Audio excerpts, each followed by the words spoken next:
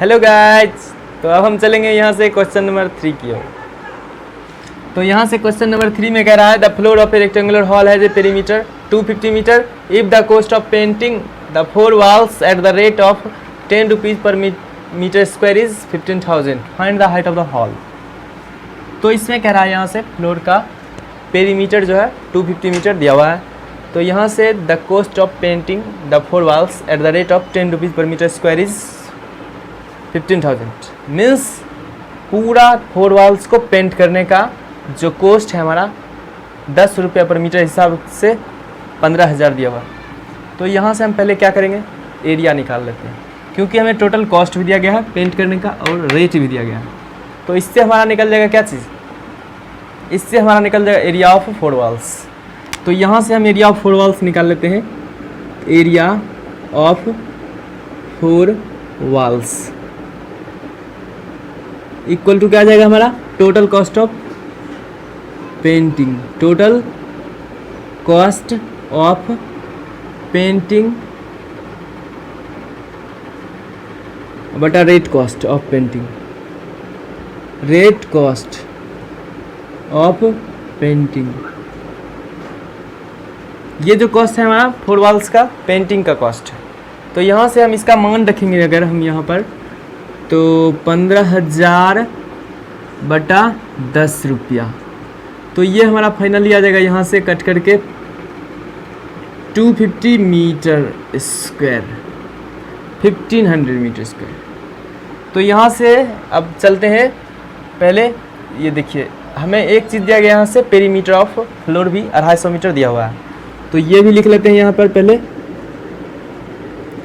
Perimeter of floor equal to 250 metre. Perimeter of floor दे चुका है हमें 250 मीटर।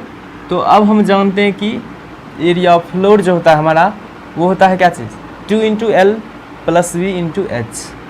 तो अभी हम यही फार्मूला लिख लेते हैं यहाँ से अकॉर्डिंग टू क्वेश्चन, क्योंकि हमें यहाँ पर एरिया ऑफ 4 वॉल्स दिया हुआ है 1500 मीटर स्क्वायर निकाल चुके हम इसका रेट कॉस्ट और टोटल कॉस्ट में डिवाइड करके। तो अब हम क्या करेंगे, पहले एरिया ऑफ 4 वॉल्स लिख लेते हैं। Area of 4 walls equal to हमें दिया हुआ है कितना, 1500 मीटर स्क्वायर।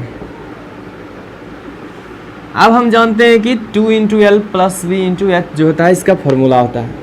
तो इसको हम पहले कर लेते हैं, 2 × L + V × H equal to 1500 metre square. तो अब यहाँ से देखिए 2 × L + V जो है हमारा कितना, पेरीमीटर हमारा कितना है 250 मीटर दिया हुआ है। तो यहाँ से हम इसका रख लेंगे 250 metre × H equal to 1500 metre square. अब ये इधर जो है हमारा मल्टीप्लाई में है तो उधर जाएगा तो डिवाइड हो जाएगा।